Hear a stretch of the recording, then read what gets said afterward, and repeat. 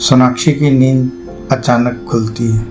वह जल्दी से पास पड़े स्टूल से अपना मोबाइल उठाकर समय देखती है। वह साथ बेखबर सोई रूही को झटकते हुए बोली, अबे गधी जल्दी से उठ, सुबह के 8 बज रहे हैं। रूही अपनी आंखें पोंछते हुए बोली, पागल है क्या, बाहर तो अंधेरा है, 8 कैसे बज सकते हैं। सोनाक्षी गुस्से से बोली, बेवकूफ, गहरे बादल हैं, शायद बारिश या बर्फ पड़ रही है, मैं देखती हूँ।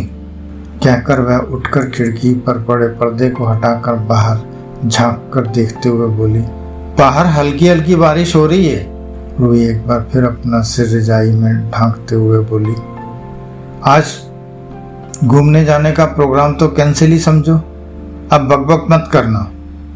इतना अच्छा सपना देख रही थी, पागल ने बिना बात के उठा दिया। रूही की बात सुन सोनाक्षी आकर वापस बेड पर बैठ जाती है। वह काफ़ी देर बेड पर बैठे शून्य में देखती रहती है। जब मोबाइल पर 8:30 का अलार्म बजने लगता है तो उसका ध्यान टूटता है।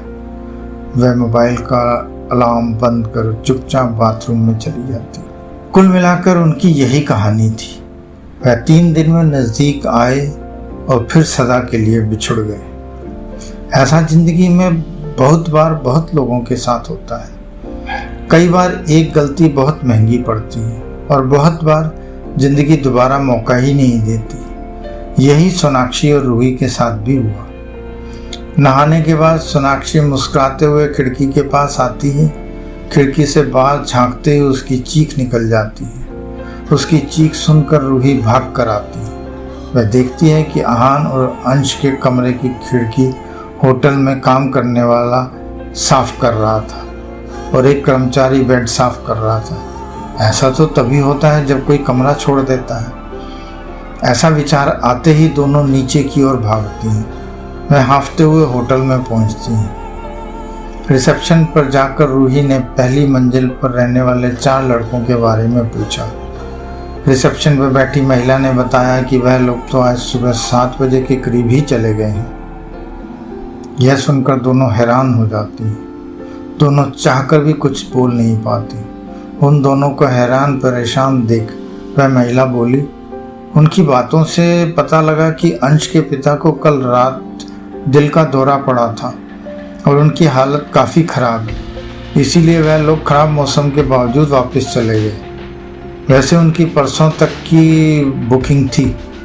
यह सुनकर वह दोनों मुंह लटकाए होटल से बाहर आ जाती हैं।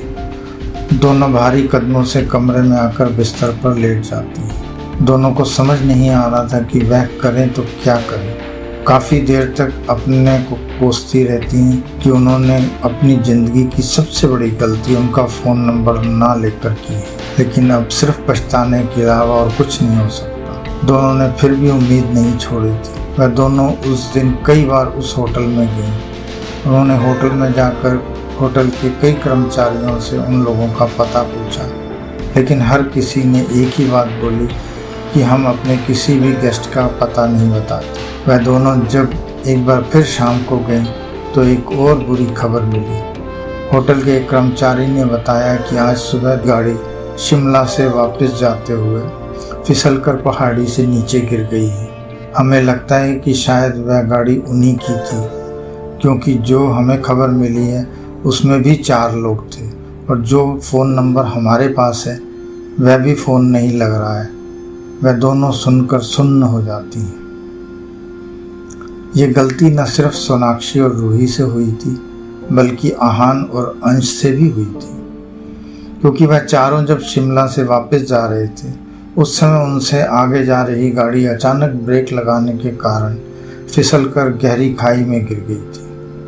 उस समय काफ़ी गाड़ियां धीमी गति से आ जा रही थीं, क्योंकि सड़क गीली थी और बारिश तेज़ हो रही थी। और अंश जैसे ही बाहर निकला उसका फ़ोन फिसलकर नीचे घाटी में जा गिरा।